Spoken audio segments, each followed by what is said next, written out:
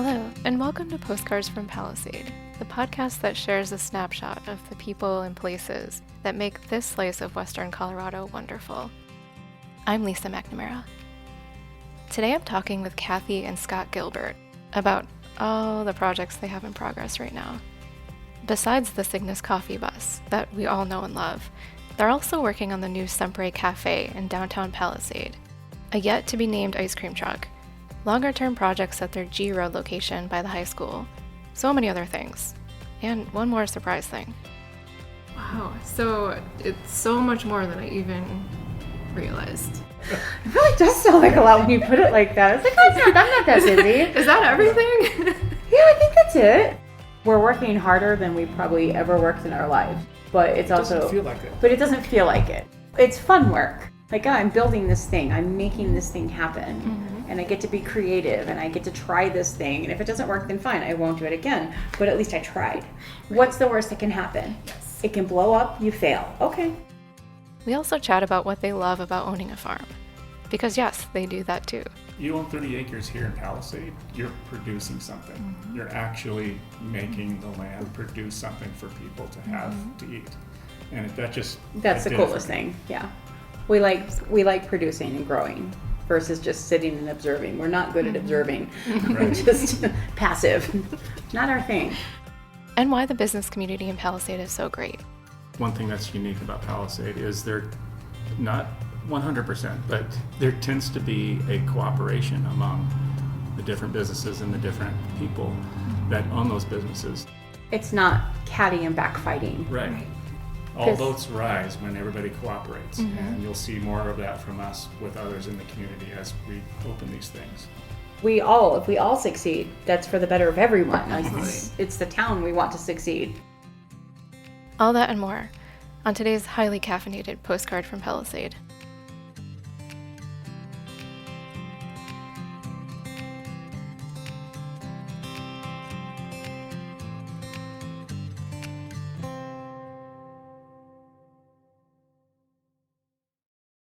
Go ahead, you first. Okay, I'm Kathy Gilbert. I have many skills. We own a farm and I make coffee. And you went to high school there? Oh, I did go to high school here. I'm Scott, Kathy's husband. I grew up in Fort Collins. We actually met, I guess, in the orbit of Palisade. Well, so, I went to church camp. Right. And we were at the church camp in Ponderosa? Yeah, that way. Then came out here and met, and so we have some sentimental attachments to the area. But I'm a retired accountant, having spent the last 30 years or so in Phoenix. Came up here about 2 years ago. Cygnus, what I've learned, is a constellation. It is right? a constellation, the Swan constellation, and it's over the farm during the summer during picking season. And also symbolizes sort of the swan on the mesa over there too. We can tell her it started with a Rush song. I'm a big Rush fan, and our son is too, and he suggested Cygnus, and we thought Cygnus, Swan, and there are some connections. Oh, that works. So it ties it both to Palisade in multiple different ways. Mm-hmm. Very cool. But usually when you say Rush lyrics, people go, what? So we don't say it a lot. Oh, no, I know what you're talking about. Tom Sawyer and everything. I forgot the other song names. He knows them all. So have you seen Rush a bunch of times? Yes. But they stopped a few years ago. We went while we could. I feel like whenever I've met somebody who's a huge Rush fan, they've seen them like as much as they can. Yeah. Right. As much as they can. So many times. Yeah, every time. Especially that last tour. Right. And how did you get into opening and operating a coffee business? That's part of the dark tale. Mm-hmm. That's really your side of the coin. I get as my side of the coin. I was teaching at a private school and learned that I do not want to be a teacher. And there was an opening at the coffee shop. And I'm like, I'll go work there. And turned out that was kind of my thing. And then we bought a coffee shop in Phoenix and ran that for a few years. It was a failing coffee shop, and we turned it into winning award coffee shop. But his job was just so busy at that time. We couldn't do it. I couldn't do it alone, and he didn't have time to help. So we sold it and started renovating houses, and then we got here, and I'm like, I'm never doing a business again. No, that's too much work. And then 6 months later, hey, I got this idea. Let's buy a food truck. So. Yep. And then let's buy a property. Let's buy the property. And then let's buy another property. Mm-hmm. And now you have like 6 businesses or something. Something like that. Yeah. I don't know what happened. I'm honestly not sure what happened. It seemed like a good idea. It is a good idea. It's just a lot juggling right now. Well, and it's not a typical food truck, right? No, definitely unique. She has her quirks. Her name is Brunhilde, Brewin Hilda, and I love her, but at some point she's probably going to kill me. So it turns out 74 Volkswagen buses are very high maintenance. Take a lot of work. Who knew? Who knew? So we're fortunate to live very close to restoration, where Gary Brons is a German mechanic, as it happens, in his spare time. It needs a sticker on the back, like this bus is brought to you by Gary Brons at Restoration Vineyards, because it would not be running at all. And that was just a total fortunate coincidence that he was there to help with some of the issues that she had early on. Like going in gear, going in reverse. We still have a few issues, but it's getting there. It's getting there. Okay. What exactly is the model and year? 1974 combi panel VW bus. Mm-hmm. Found in Mexico in a junkyard and restored. Sort of. Shipped up to Parts were restored. Yeah. Parts are questionable. So the dashboard is in kilometers. We have to say, 60 kilometers is about 40 miles an hour. You have to do that mental conversion when you're driving.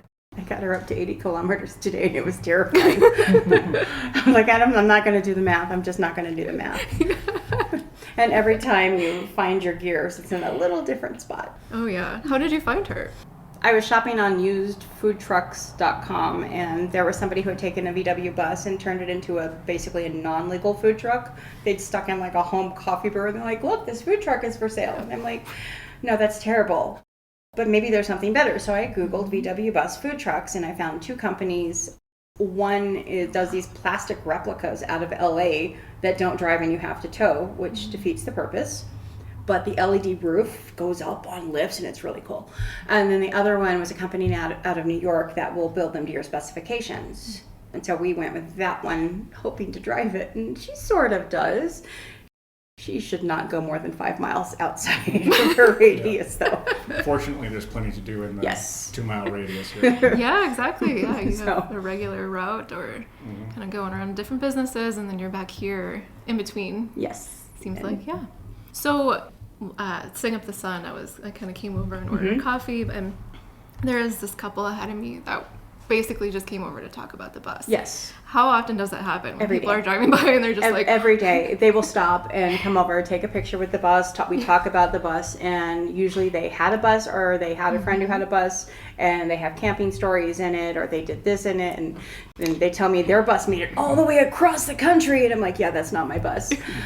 It's a very iconic vehicle for the 70s and 80s and 60s even. So. Right, and it's just it's like a tight-knit group of people who They're has very, very VW specific buses. on their buses, and you have to know the year and what color and and they all look at the inside and question, why did I choose the baby blue? Well, because they only gave me 3 options and red didn't work, so baby blue it is. So. Yeah, I figured that was not a unique experience. I figured that probably happened all the time. All the time. All the time. At least once a day, and if we go somewhere, it's probably 10 people. Yeah. It's at an event. That's great. Because she's draws cool. attention. She's cool, and I love her. Well, she's beautiful. Like iconic with the way the top pops up, and I don't know, when you see it from a distance, it's like, how does that even work? What is that? Oh, get closer and see how it all works. Yeah. We went to the movies this last weekend, and there was a preview for a new Transformers movie. And we're like, oh. And there was a VW bus. Have a Transformer. I really hope that there's a VW bus Transformer, because I'm going to buy it. That is going to happen. Oh my gosh, and I'm glad that you're able to get the roof reattached relatively. That was the thing. So what happened a couple weeks ago? It was closed. Completely closed. It was closed, but we had, over the year that we've had her, we have stopped latching the roof closed because it's 200 pounds. It's hard enough to lift and itself. And the latch sometimes gets stuck. The latch gets stuck, and so we pain. kind of stopped latching it. Well, there's that freak storm 2 weeks ago, Monday, that came through, and within a space of 10 minutes, there was maybe an 80 mile per hour gust at the perfect angle that lifted the roof off and then just ripped it off completely. Snapped it right off the side. Oh my gosh. And believe it or not, we were actually fortunate, because had it not snapped off, the whole bus could have tipped over. And we were fortunate that the plumber called Yeah. and said, "Hey, Kathy, your bus is open." I'm like, "Oh no, one of the kids didn't close it right today. Oh, those idiots." Wait, what? Oh, the roof's on the ground? And we got down here just within, this was like at 10 o'clock at night. We got down here with maybe 10 minutes to spare before it started raining. To get it into the And garage. had it rained all on the inside and on the machine, it would have been totaled. So it Yeah. was actually, in the scheme of things, It's not the we were worst thing lucky. that, it wasn't the worst thing that could happen. It can always be worse. Yeah, I'm glad it was able to get back up and running pretty quickly. Yep, that was due to Gary again, restoration, and the kids came down and they put the roof back on, learned how to use a rivet gun. We've learned all kinds of new skills. What are the challenges of operating a business out of a Volkswagen bus? Keeping it stocked, keeping the generators. kind of winter a is thing. something we learned you don't do. We're not doing winter So outside with an again. open air roof bus. Yeah, Nope. so if it rains or snows, and even when it's just too cold, it doesn't go as well. We learned that wind chill of 12 degrees starts freezing your pipes, and so you close. Things I know now.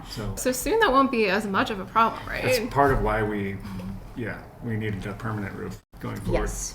And then So- she'll be for events only once we're have the brick and mortar up and going. Yeah, I was gonna ask, was she gonna be retired or? Oh no, she'll go to events at that point. And then farmers market season is coming. Yeah. In the winter, Can't she'll wait. be in a garage safe somewhere. And she will be grateful for that. So let's talk about the new cafe, though. I think the whole town is really excited about it. I know I'm really excited for it. I mean, other than needing a place to maybe operate in the winter, but how did you decide to go downtown and buy a place there? Actually saw the realtor listing of it on Instagram. And I went, that building is for sale. What could we do with it? That building, within 12 hours, we're like, all right, we're going to do this. We're going to do gelato and tea and coffee and grab lots of healthy grab and go. And so that is what's in progress, our process right now. Yep. And part of that too was that this property here on G Road is taking, when you're going from the ground up, all the planning and engineering and architectural that goes into that takes a couple of years. Oh, yeah. We're 18 months in. It's not just sitting Wow. here. It's like we're 18 months in on all of it. And we have And another it's- 18 to go. if probably. they started today, 18 months. So we can have this shop in town open within a matter of weeks or a month or so. And then while this is still being developed. Okay, so the original plan was to have a coffee shop here. Yes. And it's just you're basically like you're retrofitting a house into. They're That was our threatening. first thought. Yeah, that was Yeah. our first thought, and then it turned into, well, engineering wise, we need to do this, and it has a basement, and so But yeah, the original thought was to just kind of remodel this house into a coffee shop. But the engineering and the architectural and all those considerations, it may just be cheaper and faster to knock it down and rebuild. But the shop will be on this site either way.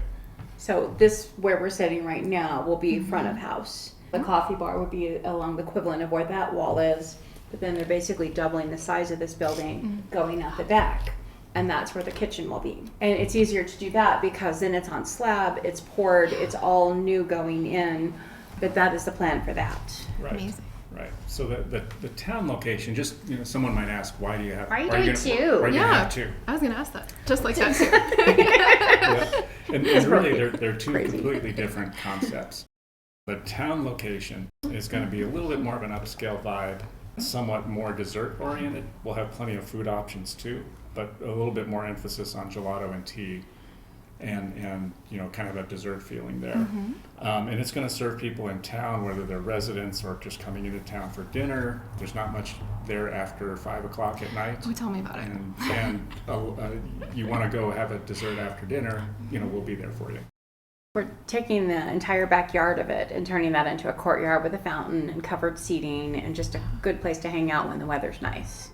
And a lot of people are like, we just need something to do at night that's not centered around drinking, Right. or just something There else. may be like a winery can come in if they want to ever do a pairing of a cheese pairing or something and run that through there. But Gelato pairings. yeah, or gelato pairing yeah. with wine would be fun, but we will not be serving alcohol.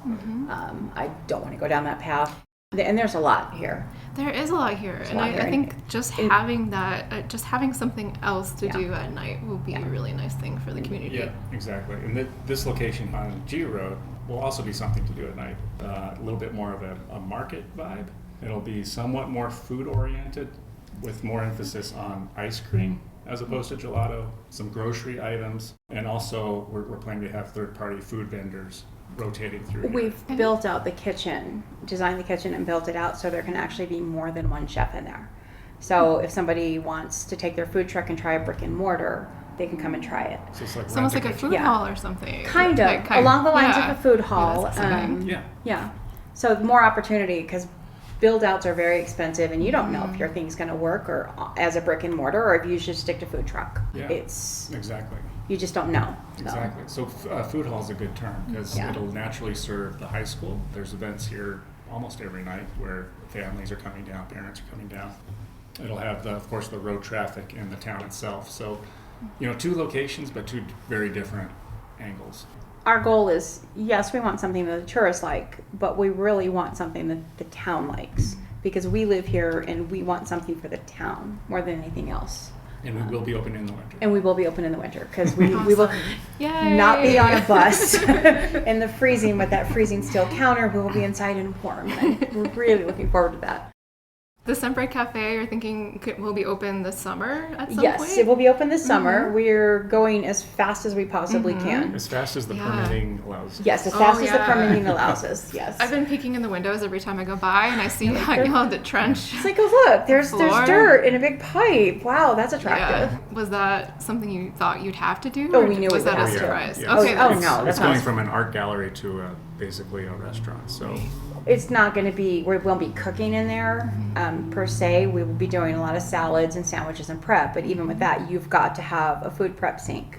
And the food prep sink has to have a floor drain with an air gap to prevent back siphonage. And then this has to have a floor drain. And then this has to have a floor drain. So it's like, fine, rip it all up. It's just a lot easier instead of trying to make it work without that. right. So there's actually not a lot of work involved. just- It's the permitting process and then coordinating the different trays that have to go in that takes the most time. So but- It needs to be plumbing, pour the floor, framing, finish the electrical, close it up and make it pretty. And that's the timeline. And I have my trades ready to go. We're so ready. But and then just landscaping the back. that can be done simultaneously. However, it's a process. right. It has to But go in we're order. pushing hard. That should be just a matter of weeks Yeah. at this point. Yeah. Knock on wood. I know, right? Go ahead. You can do it. And talk about the warehouse. Yeah, so here on the G Road location, because that's going to take, even best case scenario from today, another 18 months, maybe more. Yeah, more. By the end of the summer, we'll have a warehouse in the back of the property, southwest corner, where we're calling it the test market. And that's going to be kind of almost a pop-up concept, Yeah. a full commercial kitchen in there, but we'll be able to be up and running on this location on sort of call it a beta version. Plus we can, since it'll be a commercial kitchen, we can wash our peaches there and freeze them to make jam later. We can wash our peaches and dehydrate them and sell them because it has to be done in a commercial kitchen. And there's nowhere to do that on the farm. So, and we may end up renting out space if you need to press your grapes, or because we have a lot of grapes. Yes, coming and that in. warehouse will be fully plumbed for that kind of an operation. We're thinking ahead to the most flexibility. Extra to floor use it. drains, extra hose bibs, extra plugs. So- It's like, it's a transformer. But my favorite part is on the, which end is that? That on the east end, there's a 20 by 40 just covered area like Ordinary Fellows. Oh, where you yeah. can just sit outside and in the shade and drink your coffee or whatever vendor happens to be there. So that'll be there while this building's being built. Okay. Wow. So yeah, it's definitely easy to do that at the beginning rather Yes. than going back and trying to retrofit it Yep. in. Exactly. We'll always overbuild, always put in more plugs, always put in more water than you think you'll need, and a bigger hood for your stove. Wow. So it's so much more than I even realized It's was a going lot. on. There's a lot to it. There's a lot to it. There's a couple other nuances, I guess. The entry is going to be moving off of G Road and over to Shiraz. Because it's hard to slow down and turn right here. It's kind of It's a little terrifying. bit terrifying. And it also, that is going to accommodate the town is putting in a sidewalk to connect the high school through Talon over to the town. So there'll finally be a sidewalk all the way to the Boy, high that's school. really needed. Yeah. Yes. So we're giving them land to do that so that they have. For a small price. Yeah.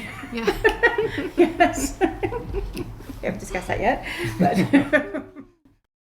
But also in process right now because we're insane. We have an ice cream truck that's up and coming. It's really cute. It's at the electrician that was who's calling when you pulled up. That I have an electrician right now. He's rewiring it to put all the equipment in. It's a 1948 International Metro milk truck. And it's so cute. I mean, Brunhild is great, and I love her, but I also really love this truck too. Well, we learned that we needed a backup for the bus. And before we sort of committed to the brick and mortar route, we thought a second food truck would be good. And it will be good, but that'll focus more on ice cream. But we can still make coffee. We use Third Bowl out of Hotchkiss. She supplies our ice cream for that. And she will be primarily events, if not entirely events. Yeah. We think ice cream truck going around to the different wineries would be a good concept. That would be amazing. Yeah. Ice cream truck is awesome. But she'll also be able to do coffee as a backup to the bus. Yeah, we're putting in a double espresso machine in there as well. So we can do everything we do on that. We can also do on the ice cream truck. Okay. And then some. Does it have a name yet? Are you still waiting for the right name to come to you? Yeah, we've narrowed it down. Elsie, Clarabelle. There was another one. Shoot, I can't remember it. I kind of like Clarabelle or Lilybelle. It's just very. What would you name a cow?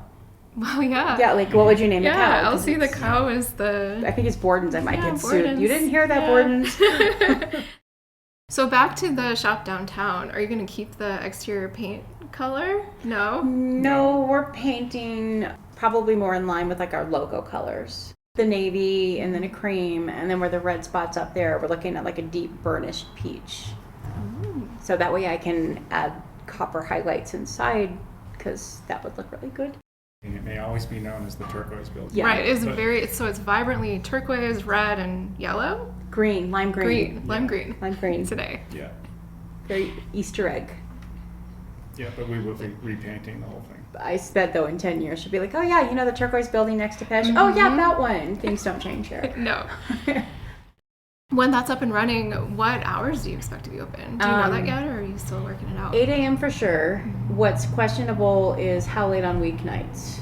Into the evening. Into the evening. Whether that's So 7:30, that you 8, can 9. have dinner and Yes. go get dessert. Sure. You know. So I don't know if that's 8 or 9 or what. It's going to be full day, 7 days a week. I can get ice cream or gelato 7 days a week.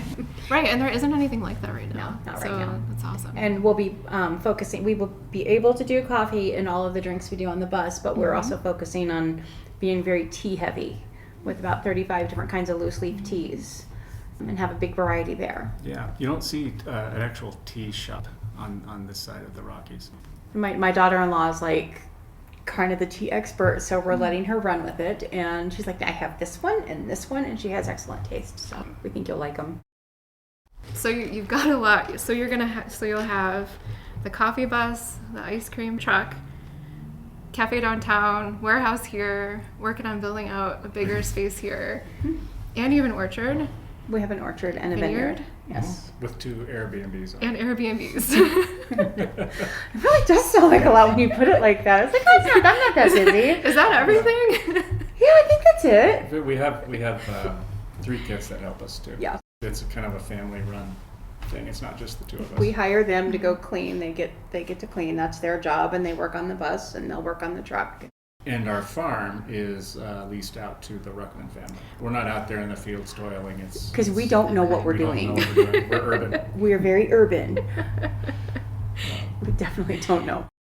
So you just moved back here 2 years ago? Is that right? 2 years ago, we learned with his job he could work anywhere with COVID. Yeah. The office was not necessary. And said, why are we in a city? Yeah, and about a year into living here, I said, I don't really have to work. Not only do I kind of work where I want, I don't really have to. Well, let's go do this thing now. Especially for you, having transitioned from like corporate life into entrepreneurship, and then you've been in entrepreneurship for a while. What's the best part of having your own businesses, and then what's the biggest challenge? The best part is saying, you know what, let's just go have some wine this afternoon. Have a wine break. We did that yesterday. Biggest challenge would be self-motivation. I have got to get that done today. I've got to get that done today. And there's nobody telling you have to get it done. You just have to get it done. And you have to stop whatever you're doing and go do that other thing when that fire flares up. Right. Yeah. I say just there's a satisfaction, particularly coming from the accounting world, of being able to point at something that's actually, like it's a thing. It's a physical not thing. just a Physical spreadsheet thing. on a Yeah. computer. So being able to point to something at the end of the day is good. The biggest challenge, I think, or one of the bigger challenges is just it's always on your mind. It never stops. It's 24/7. There's no day off. And if you like it, which we do. We do. That's We a do good like it. thing. But it's also hard to switch off because there's always something to think about, something to decide, something to plan. It's a constant river of decisions and issues and Like, did I make and then you question, did I make the right decision? Was that a stupid decision? yeah. Did I order that? Oh no. That's the 2 a.m. We're out of that. Quick, Amazon. That stuff that gives you the reward too. So you take Right. you take both sides of it. You don't always know if you make the right decision. Like, what Exactly. is the right decision? It Yeah, is. it's tough. We're working harder than we probably ever worked in our lives, but it's It also. doesn't feel like it. But it doesn't feel like it. It's fun work. Like, I'm building this thing. I'm making this thing happen, and I get to be creative, and I get to try this thing. And if it doesn't work, then fine. I won't do it again. But at least I tried. What's the worst that can happen? Yes. It can blow up. You fail. Okay. Well, we've done sort of blowing up. I mean, things blowing off, and Nobody's been hurt. yet. Not permanently. not permanently. How did you pick here versus anywhere else? Well, we were thinking like, maybe Montana. And then I saw videos of the snow and the bear going into the house in the snow, and I'm like, not Montana. And then we thought Colorado. And I'm like, there's Palisade, and we could just get a little small plot of land and, have a few peach trees, and that turned into a lot of peach trees. Yeah. We And can't- it's drivable. It's from drivable everywhere from at the time. Phoenix, and let's just go look. When I say let's just go look, that means I've made up my mind and I just have to get him to agree. But let's just go look. And so we went and looked, and the place we bought ended up being the last place we looked at. We're like, you know what? Not up there. That wasn't great. Let's just go tick it off the list. And we get there and we're like, well, we don't hate this. Maybe we should call the realtor. And we were hooked. I remember driving back that night. We were driving through Monument Valley With the stars. on the way back with Yeah. the Stars, which is another Cygnus tie-in. And I was just saying every 5 minutes, I'm not going to be a farmer. I don't want to be a farmer. I can't be a farmer. I don't know what I'm doing. No. I had all these notions of what a farmer was, and it's like I'm not going to retire into working in the field 12 hours a day and breaking my back. I'm Working harder than Yeah, we ever, still do that. ever before. No. It's like, okay, well, as long as the Ruckmans can do it, then okay. By the time we got home, we were like, okay, well, this might work. Yeah. And I think for me, I've always wanted to own land. And the thought of owning 30 acres in Montana, where it's beautiful, but what do you do? You can walk around. What do you do? What do you do? You own 30 acres here in Palisade. You're producing something. You're actually making the land produce something for people to have to eat. And That's that the did it for coolest me. thing. Yeah. We like producing and growing versus just sitting and observing. We're not good at observing. We're Right. just passive. Not our thing. What kind of peaches and grapes do you grow? We have 9 acres of grapes. We have 2.5 each of Cab Franc, Tempranillo, and then about 1 1/3 of Gruner Veltliner, Dolcetto, and what's the other one? I can never remember. Giraldigo. Yeah, so No. 3 colder varieties and then the sort of the mainstays. And Yeah. do you sell them to a local They're producer? pretty much Can already you- sold. Can you say Yeah. who they go to, or is it secret? Most of them will go to restoration because they're just quarter mile down the road. So that then there's And then Red Fox, I think, is taking the bought a fair amount, Dolcetto too. and the Giraldigo. Yeah, if for some reason that they find that there's too many grapes, which probably won't be the case, there's others that can slide in. Selling the grapes isn't the problem. It's growing Growing grapes. them in this cold weather. 2020 wiped out Yeah. everything that had been on the farm when we had bought it. There was nothing left, and it took out quite a few of the trees. We've spent the last 2 years replanting, but we are now officially fully planted. Yep. So we're fully planted with 12 acres of peaches, 9 of grapes. 9 of grapes, An and acre of cherries, and then we've got some plums. but the cherries are special cherries. They are special cherries. They're on a UFO training, uniform fruiting orientation. So they go on a trellis, they go sideways on a trellis, and you train them on the wires, and they grow up. Oh, wow. And it makes like a wall, It's just a wall. It's kind of experimental, but it seems to be working quite well. Interesting. Yeah. What's the advantage of doing it like that versus letting it go tree form? You get much greater density of trees per acre. So the yield is incredibly high. So where you would normally plant 100 trees, we have 500 trees in 1 acre. Our Airbnb guests come and they're like, were you drunk when you planted them? Because they all grow sideways. No, that was on purpose. No. Honest, we meant to do it that way. I'm assuming you get some of that too to keep for yourself and eat. We go through after they're done picking to sell, because Ted has his own network he sells through, the Ruckmans do, and then whenever the ones that are just left over, we go and get them, the sad ones and the leftovers and Slightly dented. the slightly dented one. That's fine, I'll eat that. Yes, I know. No problem. You know where it came from. Do you have the kind of peaches that produce early or late or Our mid? first one is after the PF 1 through 4. Our first one is it Rising Star, and they usually ripen around right after the 4th of July, and they're a semi-cling. And then the rest are, about 2 weeks after that? Yeah, it's probably 8 or so varieties up there. Yeah. And some of them we just planted, so we won't See anything for 3 years, Sure. yeah. Yeah. And I think those were meant to fill in between the Rising Star and like the Glowing Star. Yeah. So you just have a consistent crop throughout Yes, the so whole it's not season. all at once, because the peaches used to all be picked like within 5 minutes, and when they were all Alberta, and now they're just sort of spaced out. My favorite are the Coral Star. Those are my absolute favorite trees. They're my favorite peaches. They're just the prettiest. Those ripen the latest, right? Those are one of the, no, I think Glowing Star of ours is the last, because those are like the purple, the deep dark purple. And they get big. Yeah, the Coral Star are they're giant, they're pretty, they're my favorite ones. I had love no them. idea there are so many different varieties of peaches. They all have a slightly until I different moved taste and a slightly different color, and Well, and I got here in September, so I've only had the late season one. So like I cannot wait to go through the whole year this year. it's just the best. It's just the absolute best. The smell. My favorite thing is the smell. And it's not just the peaches. The trees have a smell. And it's just the absolute best smell. We go through the orchard, oh, there it is, and we kind of chase that smell because it just travels. I love it. It's wonderful. It's such a cool thing to be able to have that experience It is, here. And like, and how wild is We that? love it. We want everyone to have the experience. Like our Airbnb guests were like, walk through the orchard, experience this. Some do. Some don't really get the nature part, but we try. What's your favorite thing about the Palisade community? I like the small town where you just know everybody. It's not too many people. You know everybody. You know that if something is wrong, all you have to do is call, and somebody's going to come.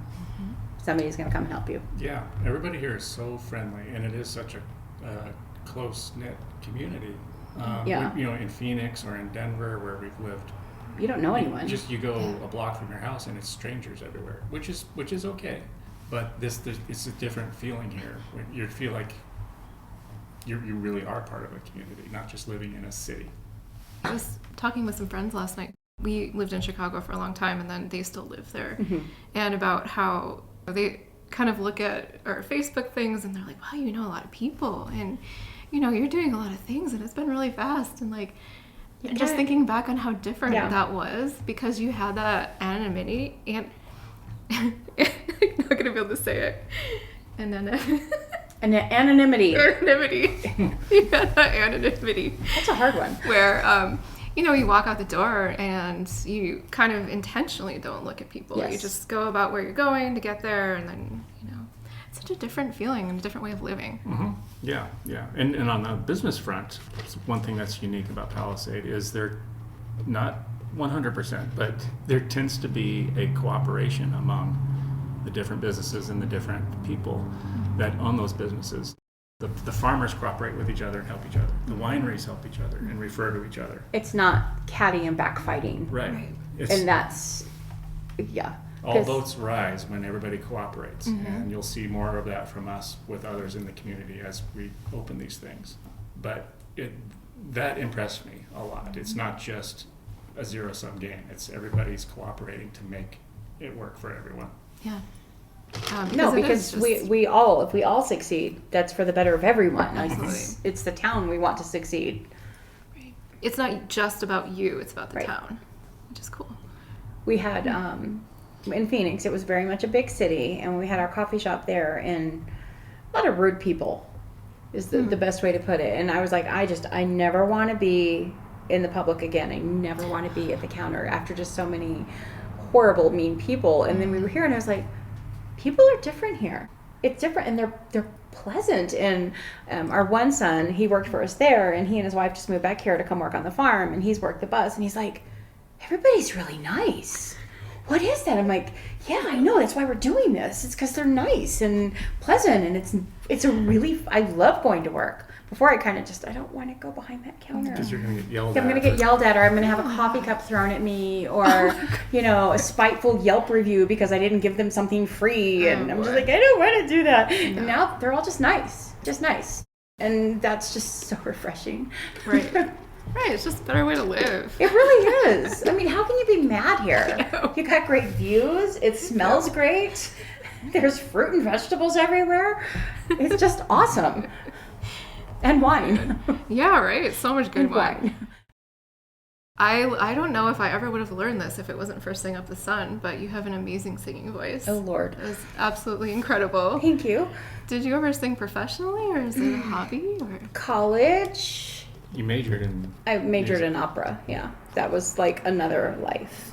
But that's definitely another life. Yeah. But thank you. Well, in fairness, she did give up some opportunities to do the married mom thing. Mm-hmm. You can't be professional opera singer and have babies, and I like my kids most of the time. Mm-hmm. So we went with that. Yeah. Yeah, what a life. It's a good trade-off. Mm-hmm. Like, I look back now and I'm like, wow, it seemed like I was giving something up, but then it also led me here. And I would not want to be anywhere else but here. I would not trade this for anything. Do I miss music? Yes, but this is also pretty darn awesome. Are you ever going to be singing places? Or is this something you just do if your friend asks you to do it? I love to do it. It's just there's not a whole ton of opportunity. I got to do my lifelong dream of I'm going to go sing on a baseball field for professional baseball, and I got to do that, and it's one of the most terrifying things I can do, because I'm like, I am not going to remember the words. I'm not going to remember the words. And so I ticked that off my list, and I'm pretty proud of pulling that one off. I've done that, 12 times now?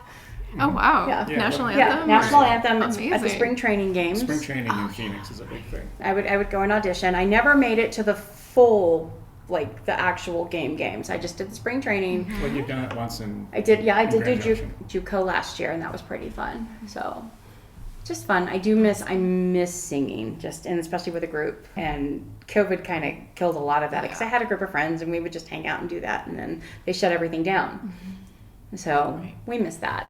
Well, I mean, now you could start that back up again. I know. I just don't know if there's a market of people that want to do that in Palisade, but... All right, well, let's find out. We'll ask them. Just you have such a beautiful voice. I just want to sing and just have fun and sing stupid stuff. Go on a road trip and sing all of the Disney songs and Broadway songs. I love it. I think we talked about this a little bit too, but when you get a day off, how do you enjoy it? What's it? We don't take days off. We take time off. We take a couple hours off, and we'll go to a local winery. We'll take the back roads in the UTV and hit up a winery. Yeah. So. This morning I got to use the tractor for the third time in my life, mowing between the grape rows, and that to me is not working. Because it's like it's nice out. Towards the 30th row, you're like, okay, this can. I'm done. When is this going to be over? But I enjoy doing stuff like that, so it's just not working. How can people find you if they want to find you? We put on Instagram, which is linked to our Facebook page, where the bus is every day. If it doesn't say we're there, then we're most likely here. Unfortunately, Google business page doesn't let me change my location every day. They're like, no, you are right here. So we have to rely on social media to tell where we were. Because we were at Blaine's this morning. Tomorrow we'll be at Spoken Vine. And then up to Restoration, if it makes it up the hill.